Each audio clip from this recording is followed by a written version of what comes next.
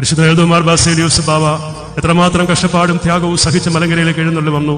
തന്റെ വാർദ്ധക്യവും അവശതയും രോഗവും എല്ലാം മറന്നുകൊണ്ടാണ് ഈ നാടിനെ സ്നേഹിച്ചും ഈ സഭയെ സ്നേഹിച്ചും ഈ വിശ്വാസത്തെ ദൈവം കൈമാറി തന്ന വിശ്വാസം എന്നുള്ള പൂർണ്ണമായ ബോധ്യത്തോടുകൂടി ഇവിടുത്തെ മക്കളുടെ കണ്ണുനീരൊപ്പുവാനും അവരുടെ ആരാധനയും അവരുടെ സ്വാതന്ത്ര്യവും അവരുടെ ശ്രേഷ്ഠതയും നിലനിർത്തുവാനും പരിശുദ്ധനായ ബാവ മരണത്തെ മുന്നിൽ കണ്ടുകൊണ്ട് തന്നെയാണ് ഇവിടേക്ക് എഴുന്നള്ളി വന്നത്.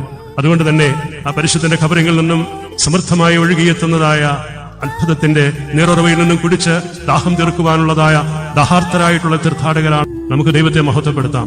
നിശ്ചയമായിട്ടും സ്വർഗത്തിലെ ദൈവസന്നിധിയിൽ നമുക്ക് വേണ്ടി ജാഗരിക്കുന്ന പരിശുദ്ധനായ ബാവായുടെ സന്നിധിയിൽ നമുക്ക് നമ്മുടെ ദുഃഖങ്ങളും വേദനകളും പ്രയാസങ്ങളും നല്ല ആഗ്രഹങ്ങളും എല്ലാം സമർപ്പിക്കാം.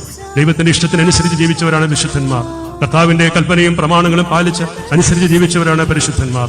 അവർ തങ്ങൾക്ക് വേണ്ടി ജീവിച്ചവരല്ല, അവർ ദൈവത്തിന് വേണ്ടി, ദൈവത്തിന്റെ ഇഷ്ടത്തിന് വേണ്ടി, ദൈവത്തിന്റെ കൽപ്പനകൾ പ്രമാണിക്കുന്നതിനോട് ജീവിച്ചവരാണ്. ജീവിതം കൊണ്ട് അത് പൂർണ്ണമായി നമുക്ക് വെളിപ്പെടുത്തി തന്നിട്ടുള്ളവരുമാണ്.